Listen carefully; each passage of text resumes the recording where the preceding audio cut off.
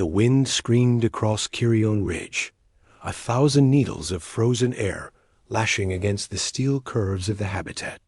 Beneath the aurora shield, the sky burned green and white, shimmering like the pulse of some distant machine. Inside the station, every corridor hummed with the silence of compliance, warm, bright, efficient. But outside the security line, where the lights faded and the snow turned to knives, there were shapes huddled beneath torn canvas. People no longer counted on anyone's reports. Darren Cole sat alone in Maintenance Bay 12, reading the thermal diagnostics on his display when he saw the flicker. A red heat signature blinked weakly beyond the perimeter fence, an unauthorized camp heater dying in the cold. His training told him to ignore it. His orders said to stay within boundary lines. But orders had stopped meaning much after Healer Station. The ghosts there still whispered through every silence. He shut down the console, grabbed his coat, and loaded a crate of spare Reen cells onto his sled. The security cameras would log his exit. External maintenance check. No one ever checked those logs anyway. Snow hit him the moment he stepped through the outer gate, a wall of white that stole his breath and blurred the horizon. Each step sank deep, the crunch beneath his boots drowned by the wind's constant roar. The camp came into view only when he was nearly on top of it, a cluster of patch tents half buried, their lines trembling like the last threads of a life unraveling. The dying heater's light pulsed faint orange under the snow, then dimmed again. Darren pushed aside the flap and stepped in. The air was colder inside than out. A woman knelt on the floor, her skin faintly blue with a silvery undertone, her long white hair damp with frost.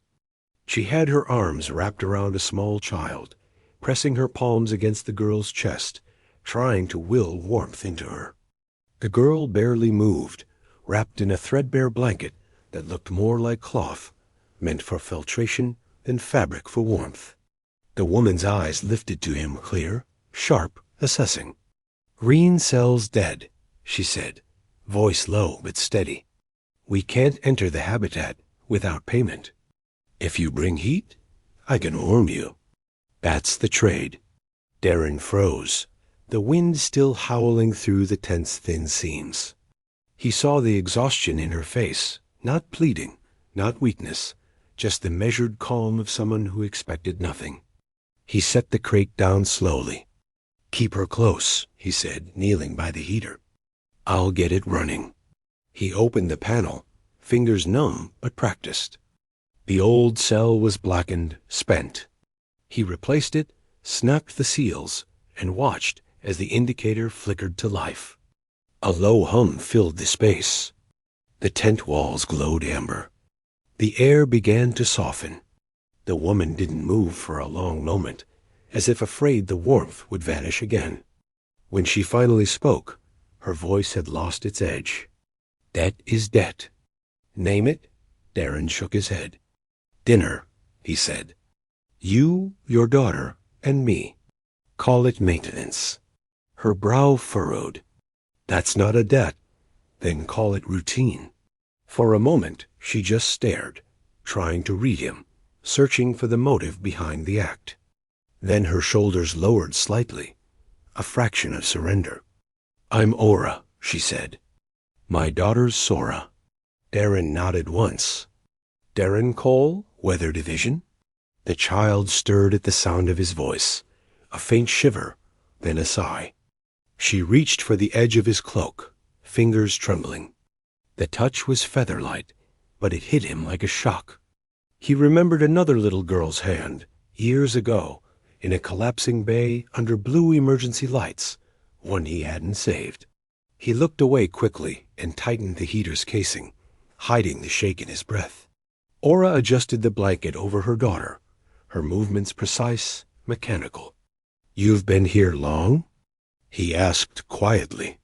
3 weeks, she said.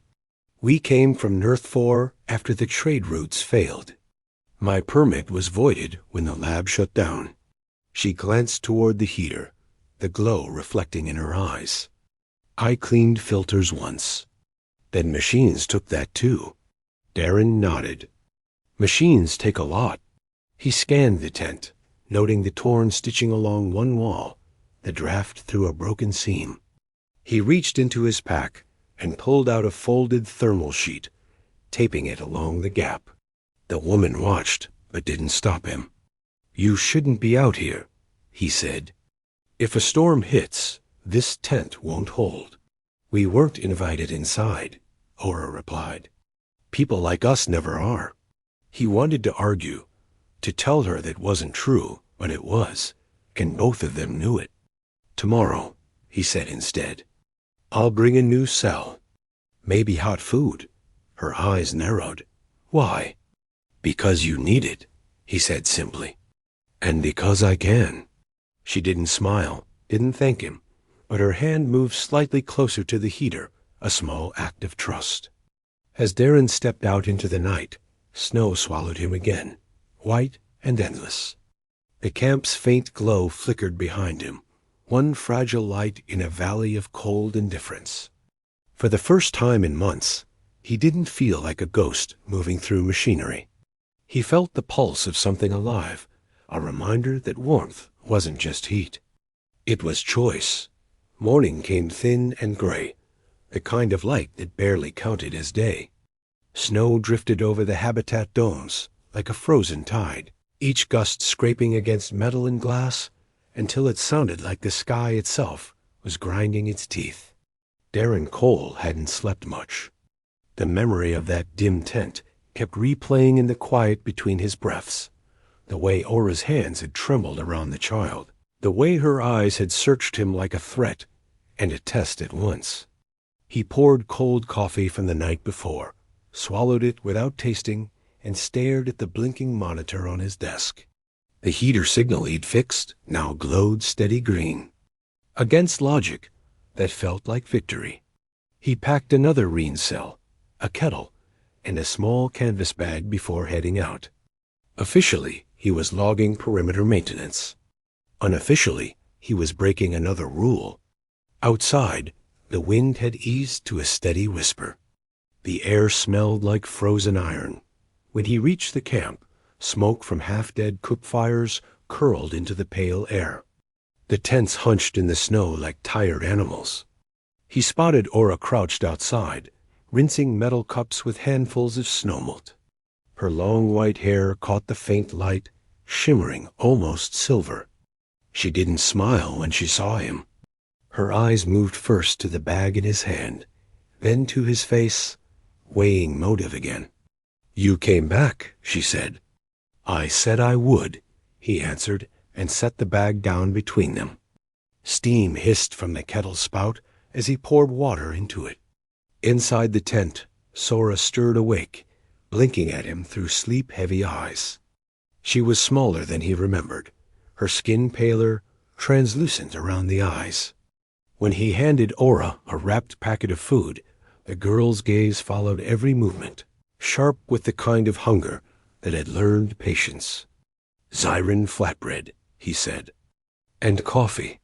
Ora took it carefully, as if the items might vanish if handled wrong. "Most people say they'll come back," she murmured. "They don't."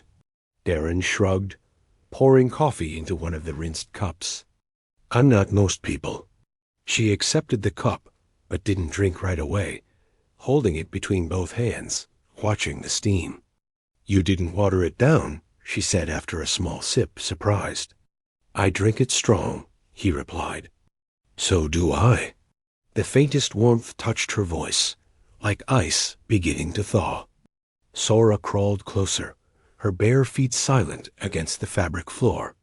She looked at him, then at the steam curling between them. "You fix things," she said softly, not quite a question. "When I can," Darren replied. "Machines or people?" He hesitated. "Mostly machines." "That's sad," Sora whispered. Ora reached out to hush her, but Darren smiled faintly. "She's right," he said. "But sometimes a broken thing just needs a reason to start again." He dug into his pack and pulled out a small capsule the size of his thumb. Inside, a pale green glow shimmered. "What's that?" Sora asked. "A glow bug," he said. "Maintenance drones use them to scare frost mites. Harmless, though, wasn't it?" Her eyes widened.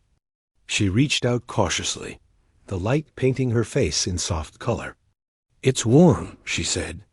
"Only a little," he replied. "But sometimes a little is enough." Aura watched her daughter smile. A small, rare thing and something inside her shifted.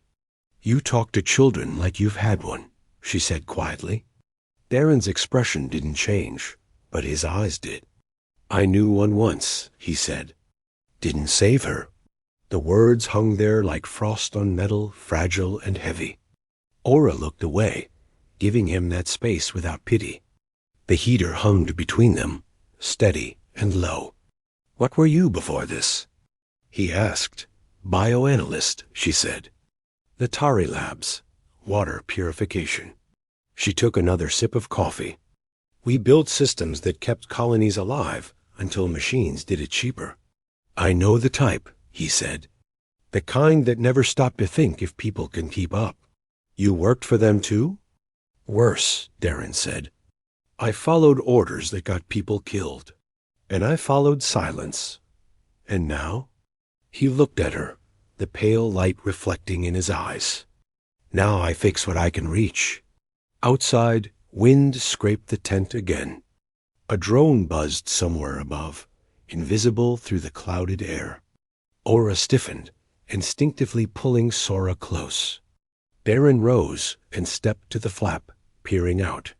The drone passed overhead, its searchlight sweeping wide before fading back toward the habitat. "They don't scan this low," he said. "Not yet. You trust them?" "No," he said. "But I trust patterns." She studied him for a long moment, her expression unreadable. "You sound like someone who's been disappointed a lot." "You learn more from disappointment than orders," he said simply, and sat back down.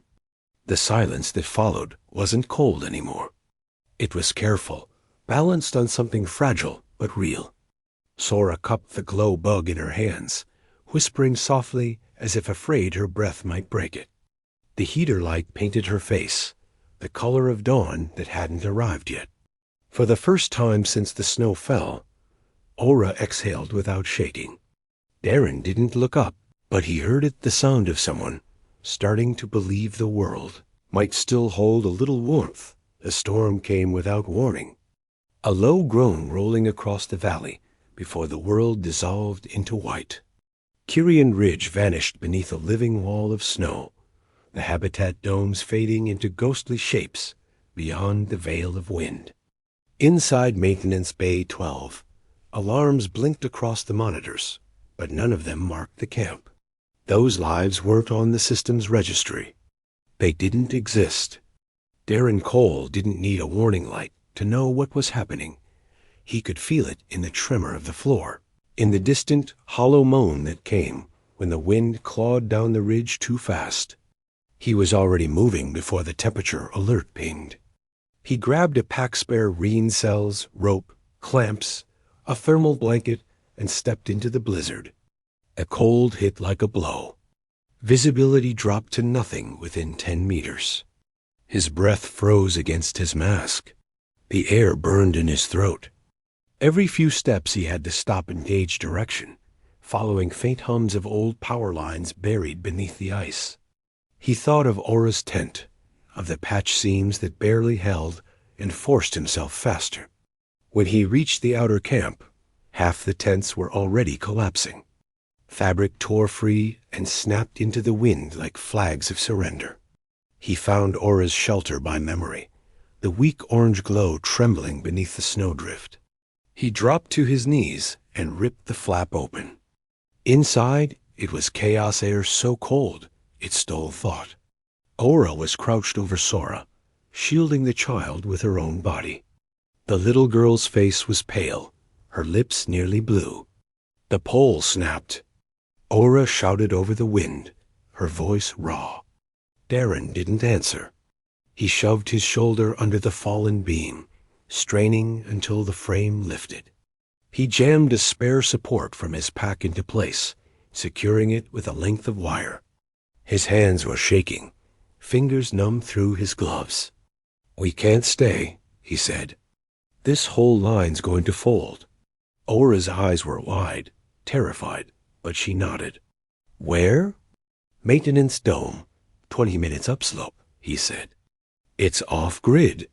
"Too far," she gasped, clutching Sora tighter. "We won't make it." "We will," he said. "I'll carry her."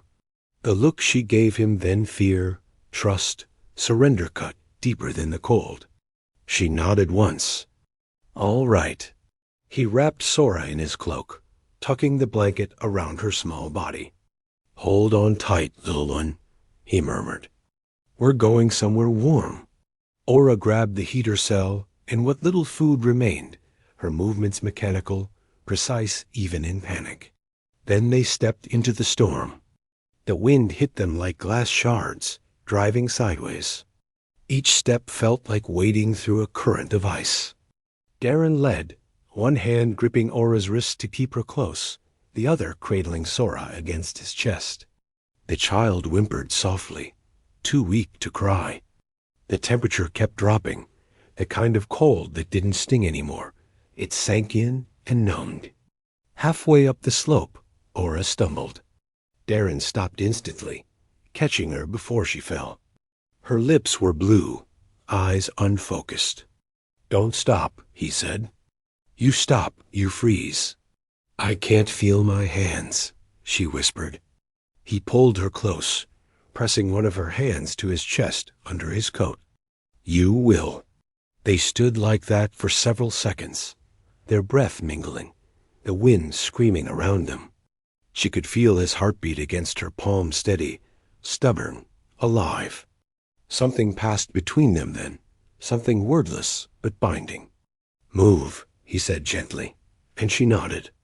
The rest of the climb blurred into instinct, muscle, breath, will. The maintenance dome loomed out of the white at last, half buried in drifts. Darren kicked snow from the entry hatch, punched the code, and forced the frozen lock open. Warm air didn't rush out to meet them.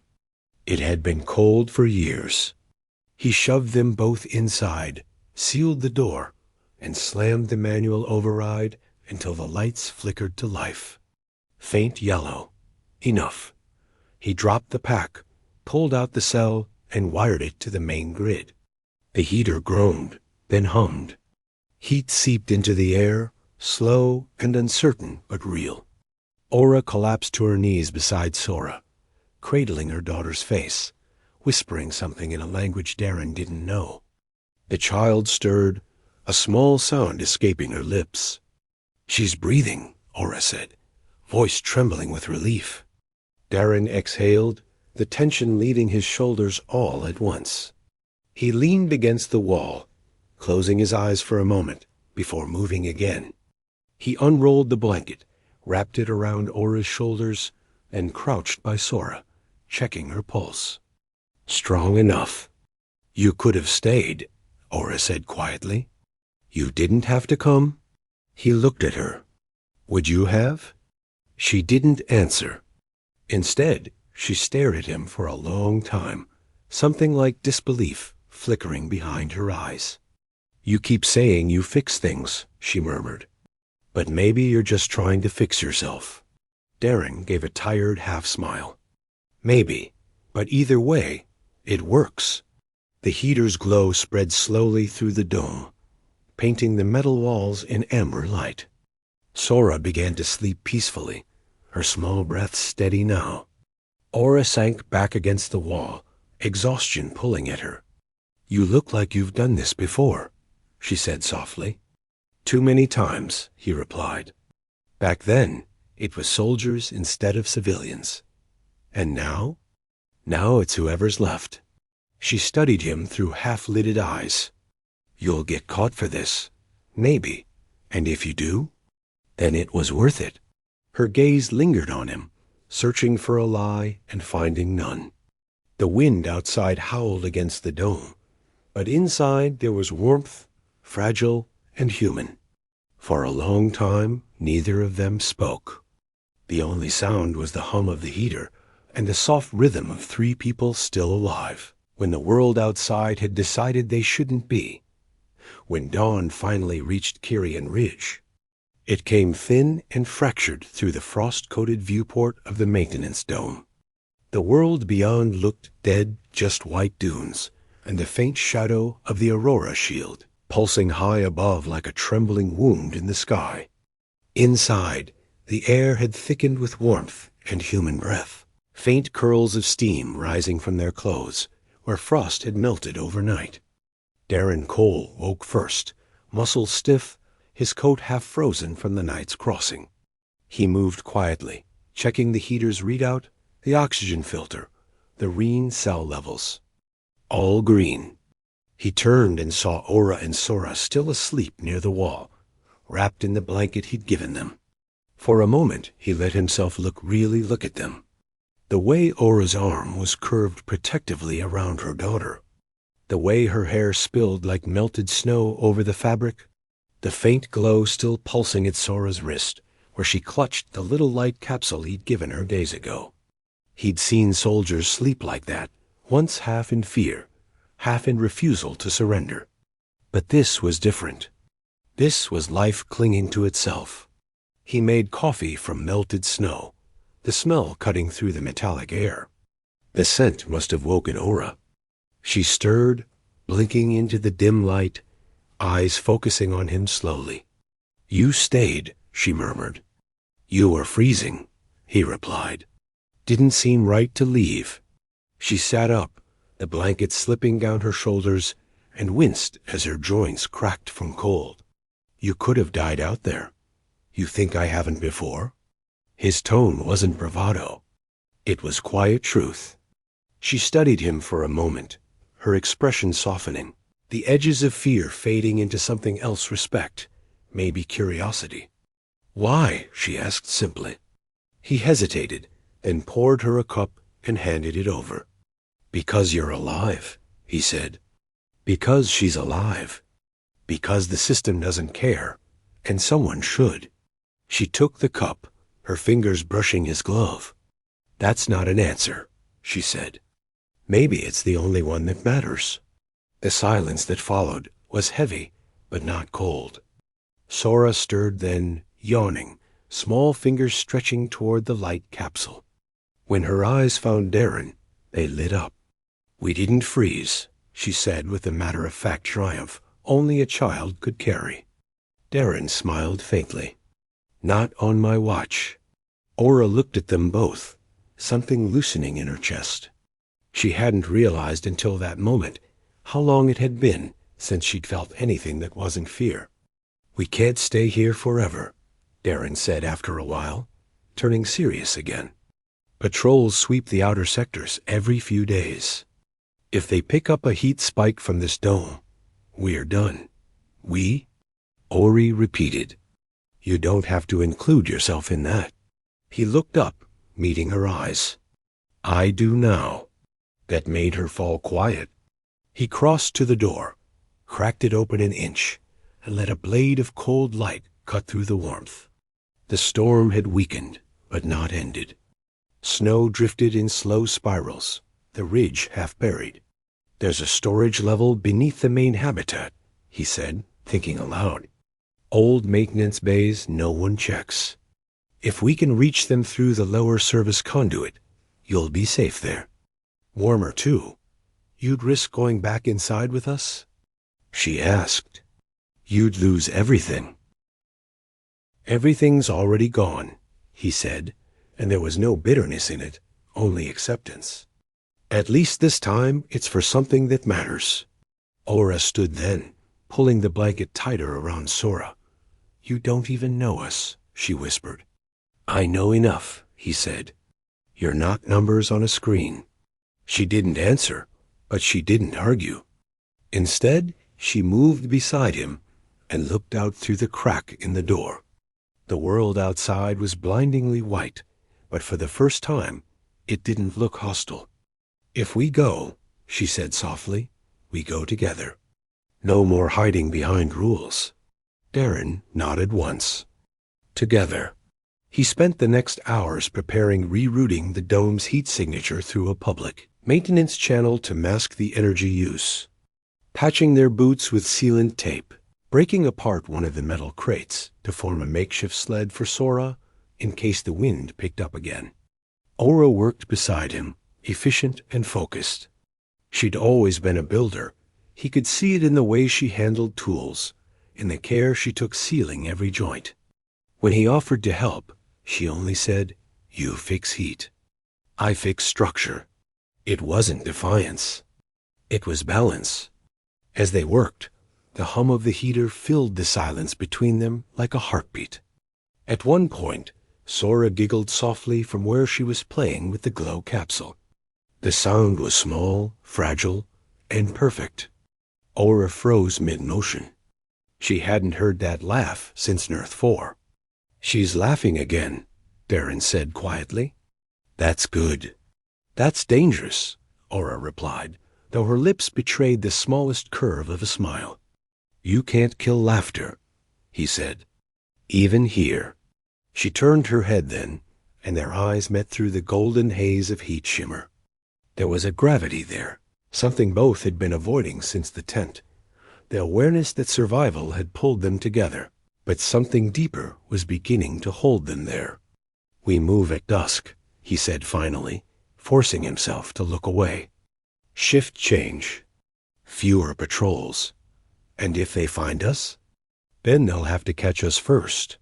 He handed her his spare coat, heavier, lined with insulation from an old field uniform. "You'll need this more than I do." She took it, fingers brushing his wrist. The contact lingered longer than it should have, and when she looked up, her expression wasn't guarded anymore. It was human, unshielded.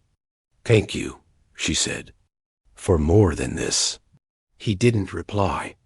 He just nodded, then turned to check the heater one last time. Outside, the wind moaned low across the valley, and somewhere far above, the aurora rippled like a heartbeat in the sky. In that fragile moment, within a forgotten dome beneath a frozen world, 3 people existed in defiance of everything the system demanded, and the warmth that filled that space was more rebellion than any weapon he'd ever carried. Asterisk, by the time dusk fell, the light over Kyrian Ridge had turned copper and violet, the aurora shield pulsing like breath against the night. The habitat domes glittered in the distance, perfect and sterile, untouched by the wind that flayed the world outside. Inside the maintenance dome, Darren Cole was sealing the last of the packs, while Aura wrapped Sora in the thickest blanket they had left. The girl watched him with wide, trusting eyes, the faint shimmer of the glow capsule lighting her small face. He could feel her gaze even when he didn't look, the kind of quiet faith that was both comfort and unbearable weight. "She thinks this is an adventure," Aura said softly, adjusting the wrap around her daughter's shoulders. "Let her," Darren replied. "It'll make it easier to keep moving." He slung the rope over his shoulder and checked the Reen cells one last time. The heater would keep the dome warm for a few hours after they left, long enough to mask their trail. When Aura saw the way he hesitated before cutting power, she said, "You don't want to leave it." "No," he admitted, "but warmth draws eyes, and we've got enough of those on us already." The hum faded, leaving silence heavy in the air. Aura reached for the kettle, pouring the last of the heated water into a flask. "For her," she said. "It helps her sleep." "You're good at this," Darren said. "Motherhood or running?" "Both." A flicker of a smile ghosted across her lips, tired but real. "I've had practice." He turned to face her fully then. "You could stay.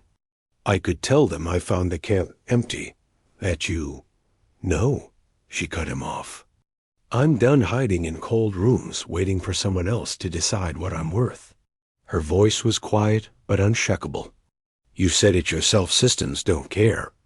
So why should I let them decide who my daughter gets to be?" Darren's throat tightened. There was no arguing with that kind of resolve. "Then we move now," he said. He extinguished the light and opened the dome's hatch. The cold hit like a breath from another planet. Sora whimpered softly against her mother's shoulder, but didn't cry. The girl had learned silence too young. They stepped into the snow. The ridge spread out in ripples of pale light, the habitat looming above them, a monolith of order and indifference. Darren led the way, his boots sinking deep, his head low against the wind. Every sound seemed magnified. The crunch of ice, the rasp of breath, the far hum of power lines beneath the surface. The air was so thin it stung to breathe. They moved through shadow, following the narrow drainage trench that curved around the base of the habitat wall. The trench led them to a maintenance conduit one he'd mapped months ago, during sensor repairs. "Here," he said, crouching to clear snow from the hatch. "It's an old service line. Power runs through it, but it's off the patrol grid." Aura helped him lift the panel, her hands steady despite the cold. "How do you know all this?" "Because I built half of it," he said with a hint of a smile. "And I don't like leaving doors I can't open." Inside, the air was warmer stale, metallic, dry. The hum of machinery echoed through the tunnel, steady as a heartbeat. Sora clung to her mother as they descended. "It smells strange," she whispered. "That's safety," Darren said, and Aura almost laughed. They walked in near darkness for several minutes, the glow capsule casting green light across the steel walls. The sound of the storm faded behind them until only the rhythm of their footsteps remained. Aura's voice came quietly after a while. "You could walk away right now. Go back to your world. No one would know." "I would," he said simply. "And that's worse." She stopped then, forcing him to turn. The look in her eyes was sharp, half anger, half fear. "Why do you keep doing this? Risking everything for people you don't even know?" Darren hesitated, caught in the narrow beam of her gaze. "Because I can't unsee you," he said at last. "Because I've seen too many people die in the cold and pretended it wasn't my problem. I'm done with that." For a moment, the tunnel felt smaller, the air thick between them. Aura's breath came out unevenly. "You'll die if they catch us." "Then I die knowing I didn't just follow orders again." That silenced her. Behind them, Sora yawned softly, leaning her head against her mother's shoulder. The child's tiny, sleeping weight broke whatever tension had built in the air. Aura exhaled and nodded. "All right," she said. "Then we do this your way." When they reached the intersection, Darren stopped at a sealed hatch marked Storage 12. He keyed in a code, one of the old maintenance overrides that hadn't been erased. The door hissed open to reveal a narrow space lined with crates, dust, and a disused heater vent. "Home sweet home," he said. Aura stepped inside first, scanning the shadows. "It's warm. Heat lines run under the floor," he explained. "You'll be safe here. At least for now." She turned to him. "And you?" "I'll check in during my shifts. Bring food, more cells. Keep the logs clean." "You'll be caught," she said again, but this time her voice was softer, more plea than warning. "Already am," he said. "They just don't know it yet." For a long moment, neither moved. The hum of the vent filled the silence like breath. Aura reached up, brushing a strand of white hair from her face. "I used to think humans helped because they wanted something," she said. "Most do," he admitted. "Then what do you want?" "This," he said, motioning around the small, hidden room. "You alive?" Her laughing. Proof that not everything worth saving needs permission. She didn't speak, just stood there, her expression unreadable. Then, slowly, she reached out and touched his hand. Her skin was cool, her fingers trembling slightly, but she didn't let go.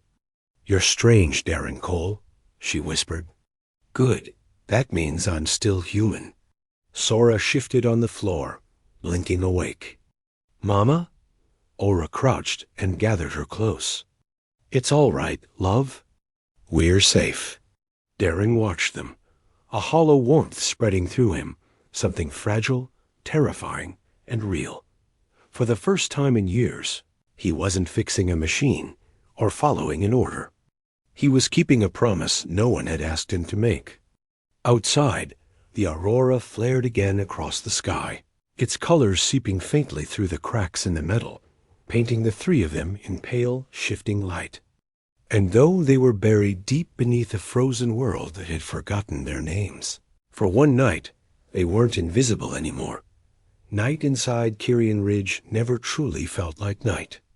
The habitat's artificial dusk glowed faintly through the vents, a filtered amber meant to mimic sunset, though it only made the shadows seem deeper.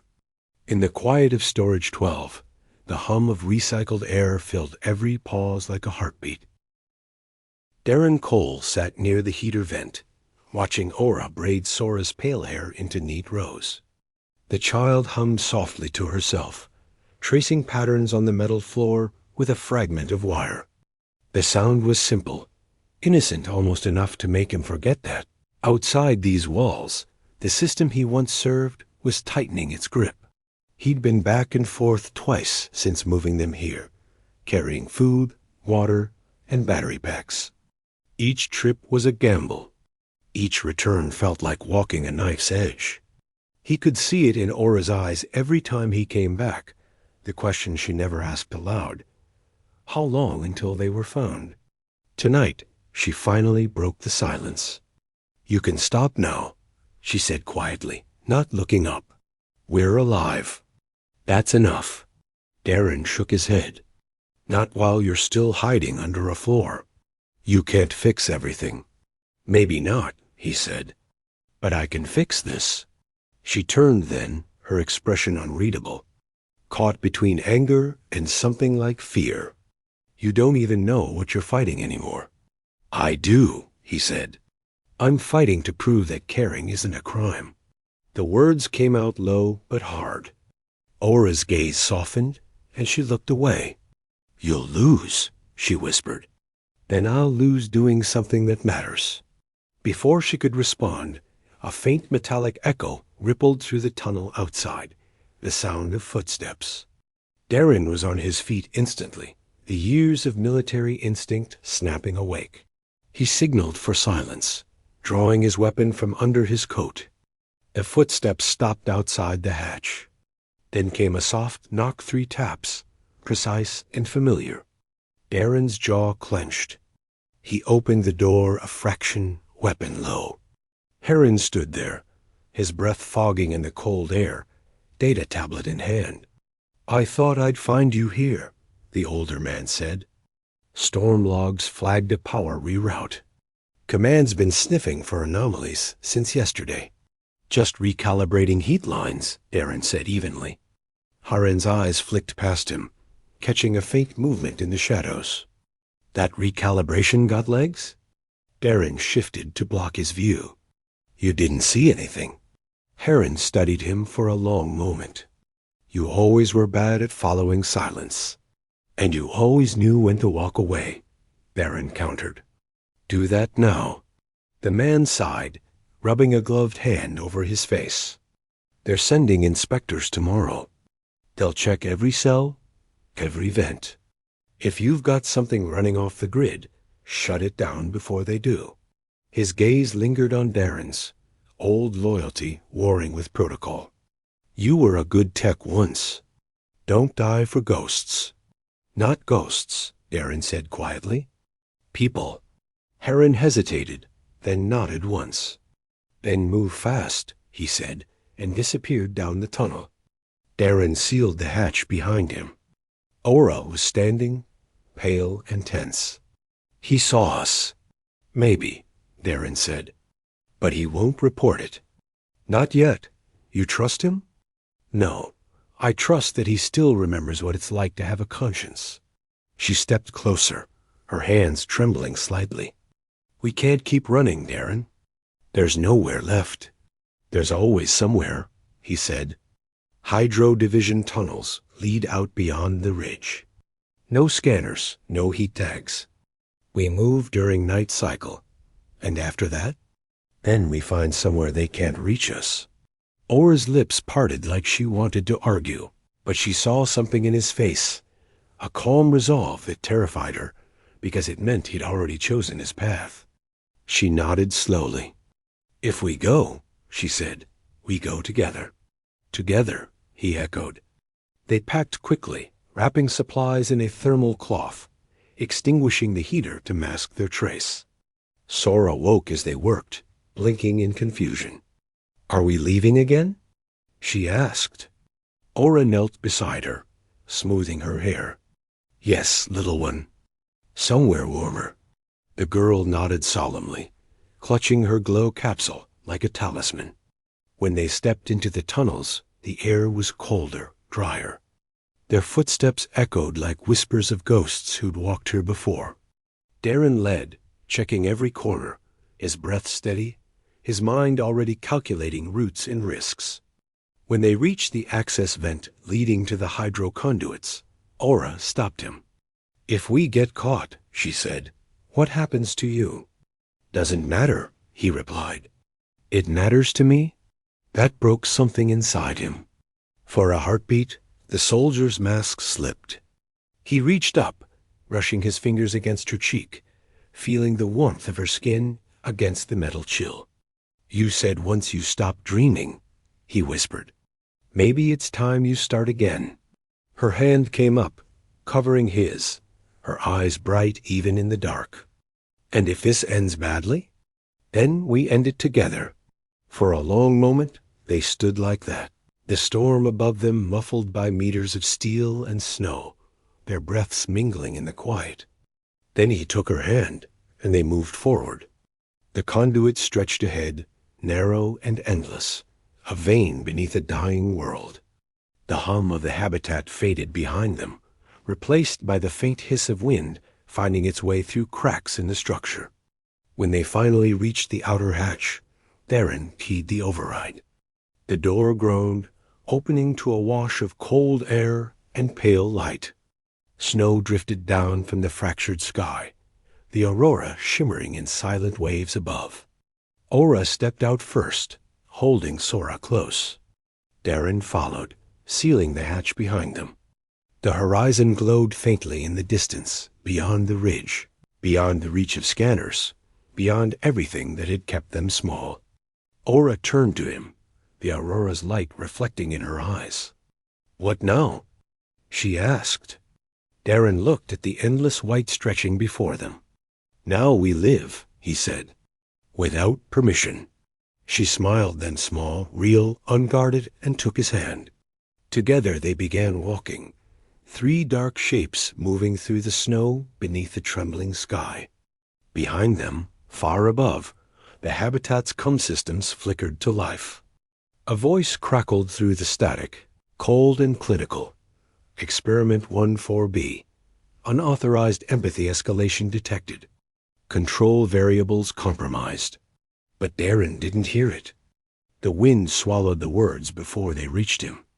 And as the aurora flared brighter, spilling color over the frozen plain, he realized the truth: the system could never measure warmth, wasn't heat, and survival wasn't living. Love, fragile and defiant, was the only thing that could thaw a world like this.